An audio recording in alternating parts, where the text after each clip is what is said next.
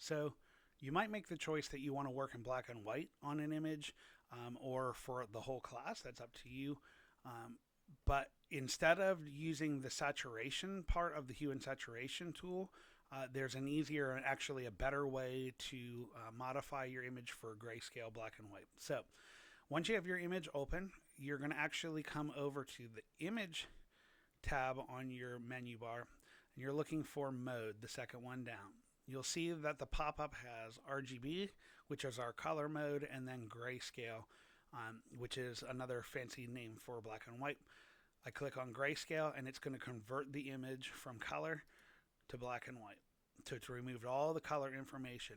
That means hue and saturation and color balance, those tools aren't even going to work. And if you click on the colors menu, you'll notice there's a whole bunch of those tools that went away because there's no color for it to work on.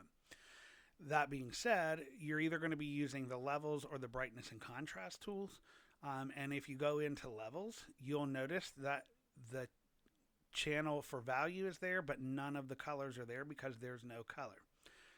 I can simply use my tool like normal. I'm only using for value, and I can make my adjustments to get more or less contrast and make whatever adjustments I need to do.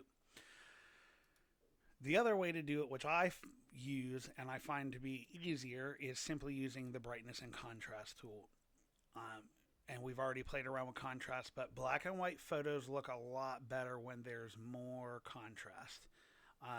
So, the harder I push the contrast, the less grays are going to be there, and it's going to become more stark.